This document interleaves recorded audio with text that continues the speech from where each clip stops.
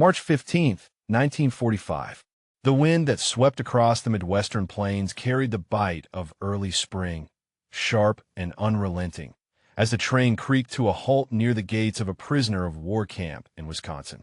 Its steel wheels ground against the rails with a final shudder, and the women inside, wrapped in coats too thin for the season, tightened their arms across their chests.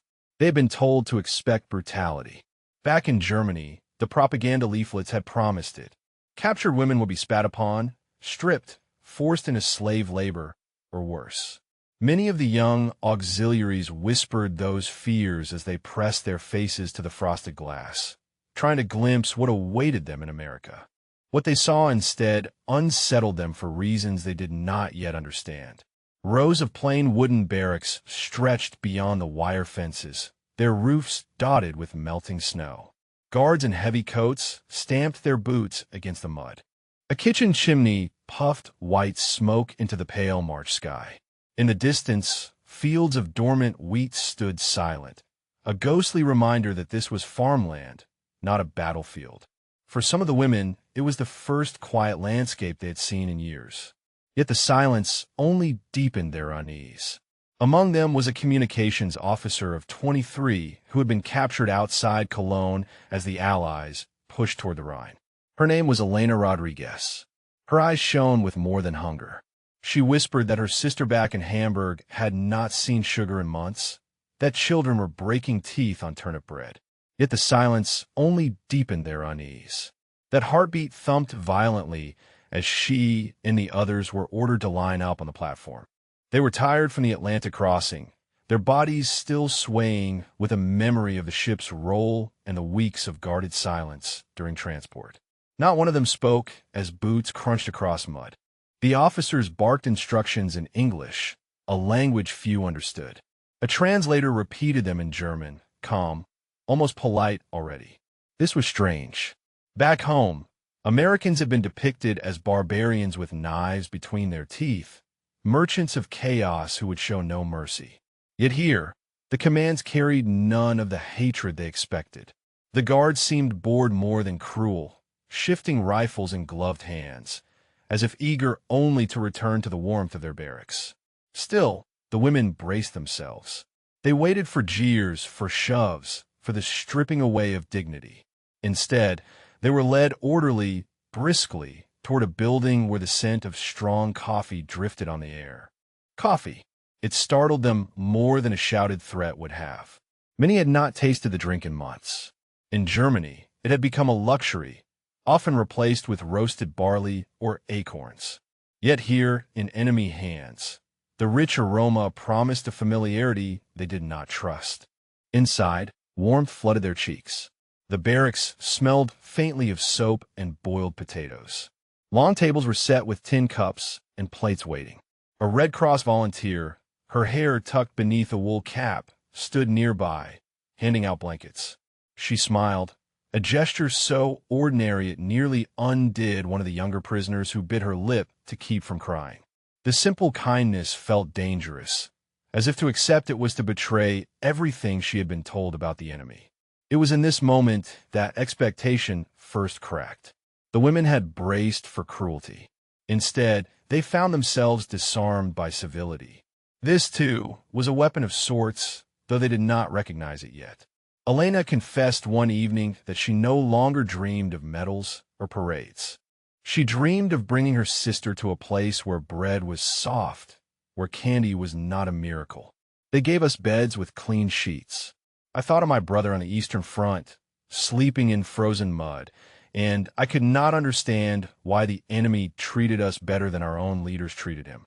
It began with a smell, sweet, warm, impossible to mistake, the scent of peaches baked in cinnamon and sugar drifting through the mess hall like a memory of home.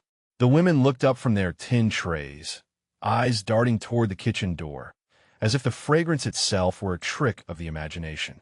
Many had not seen fruit in months. In Germany, by late 1944, peaches were rare, hoarded, or shriveled from cellars. To smell them here, in captivity, was like being taunted with the ghost of childhood. The door swung open, and what entered was stranger than any rumor they had carried across the Atlantic. Not soldiers, not guards, but women in thick spring coats.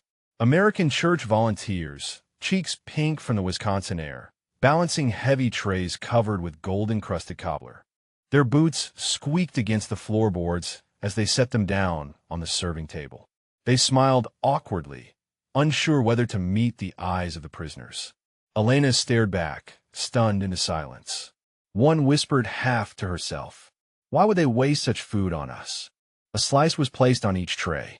Flaky crust, steaming peaches, a hint of butter that melted into the tin plate.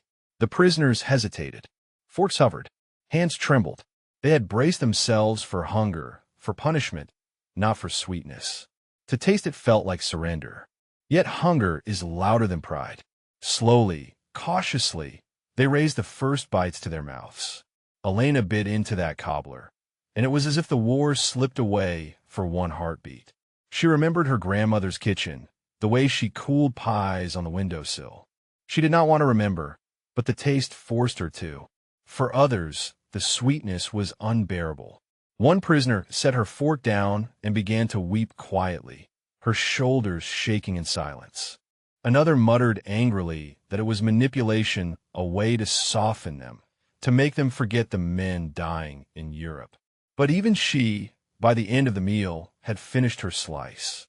The body craves what the heart resists. The irony was not lost on the guards, who exchanged amused glances. "They thought we'd whip them," one private remarked later. "And here we were feeding them cobbler. Maybe that's the best propaganda we ever had." He wasn't entirely wrong. The War Department encouraged acts of humane treatment, not only to comply with the Geneva Convention, but also to stand as living rebuttals to Nazi accusations of American barbarity. In that mess hall, the strategy was working in ways more intimate than any leaflet dropped from the sky. The German women did not trust easily. Even as they licked cinnamon from the edges of their forks, they wondered at the motive. Were the desserts poisoned? Were they meant to humiliate? But the Americans ate from the same trays, smiling with sticky fingers, wiping crumbs from their chins. The volunteers spoke softly in broken German or with the universal language of gesture, asking about families, offering seconds to those who dared to meet their eyes. Elena found herself staring at the crust in her hand. She had expected chains, then found blankets, expected starvation, then found stew. Now she expected nothing. Yet here was a gift she could not explain. The camp library became Elena's sanctuary. American newspapers provided an uncensored view of the war's end and something else. Photographs from liberated concentration camps. Bergen, Belsen, Dachau, Auschwitz. The images were devastating. Skeletal bodies piled like cordwood, survivors who looked like ghosts. American soldiers weeping at what they'd discovered. These camps bore German insignia, had been staffed by German personnel, operated with German efficiency. Many prisoners refused to believe the photos were real. Others wept, recognizing uniforms of units they'd known, sometimes faces of people they'd worked with. Elena studied the images with a communications professional's eye. These weren't propaganda. They were documentary evidence of industrial murder. Here's the devastating irony. Instead of using German knowledge of atrocities as justification for revenge, Americans organized educational programs to help prisoners understand what had been done while emphasizing individual responsibility and redemption. The contrast jarred her consciousness. Music carried across those divides, too. Some camps acquired instruments through Red Cross parcels or local donations. A battered piano found its way into one mess hall, and soon German prisoners played Beethoven and Schubert after supper. The notes drifted beyond the fences, and neighbors paused in their chores to listen, surprised that their enemies could summon such beauty. On Easter evening, guards entered the hall and stood quietly as prisoners sang Silent Night, their voices fragile yet steady. For the Americans, the song was familiar in English. For the Germans, it was the language of childhood. For a brief night, there were no uniforms, only human beings joined by carols in a drafty barracks. Elena spoke later that night, her voice low, carrying across the bunk. "All my life, She said, "I thought strength was the iron fist, the march of boots, the crack of rifles. But here I see another kind of strength. A nation that feeds its enemies when it could starve them. That is power." No one answered, but many lay awake, staring at the rafters. Spring came, and with it the war's turning tide. News filtered through. Germany collapsing, cities burning, Hitler's promises unraveling. The prisoners listened, torn between dread and relief. Some still clung to loyalty, but many admitted, at least in whispers, that defeat was inevitable. The real conflict was no longer whether Germany would fall, but what kind of women they themselves would be when it did. The peach cobbler, the peanut butter, the kindness from church volunteers, these had planted seeds of doubt in the soil of their old convictions. Elena confessed one evening that she no longer dreamed of medals or parades. She dreamed of bringing her sister to a place where bread was soft, where candy was not a miracle. Others, who had once barked slogans, now sat carving small toys for local children, their hands steady, their silence no longer hostile but thoughtful. The camp had not broken them with punishment. It had disarmed them with humanity.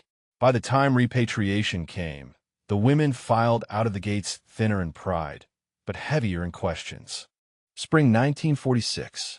After nearly a year in American captivity, repatriation finally came. The parting ceremonies were emotionally complex. American guards and German prisoners who'd worked together now faced permanent separation. Some exchanged addresses, others shared wordless embraces. Lieutenant Anderson gave Elena a leather communications journal. "You're a fine officer and good person. Hope we can work together again in a world at peace." The church volunteers sent a final care package with an invitation to visit Wisconsin someday. The journey back was as civilized as everything else. Clean ships, adequate food, medical care. But as they approached Hamburg, Elena saw her homeland's devastation. Hamburg was a moonscape of rubble. The harbor, once bustling with merchant ships, now hosted only Allied military vessels. Her city was gone, replaced by an archaeological site where people picked through ruins. Her family's apartment building was a pile of bricks. She found her mother in a basement shelter with 12 other families surviving on American relief rations. The reunion was heartbreaking. Her mother, once plump and energetic, was gaunt and aged. Her father was missing. Her brother was in a Soviet prison camp. But even here, the contrast jarred her consciousness. American occupation forces distributed food, medicine, supplies to German civilians. Their policies were firm, but not vindictive. They were rebuilding, not just punishing. "They could let us starve," her mother whispered, sharing American beef stew. "After what we did, they could let us starve, but they feed us." I don't understand it. Neither did Elena, but she was beginning to understand something else. The kind of person she wanted to become. Years later, as an elderly woman in peaceful, prosperous Germany, Elena still thought about the questions raised by her captivity. Why had enemies treated her with more kindness than her own officers? How had people raised to see Germans as monsters managed to recognize her humanity when her own countrymen failed to see humanity in others? The revolution had been quiet, personal, invisible to history books. But it was real. Sometimes paradise isn't a place. Sometimes it's just being treated like you matter by people who have every reason to hate you.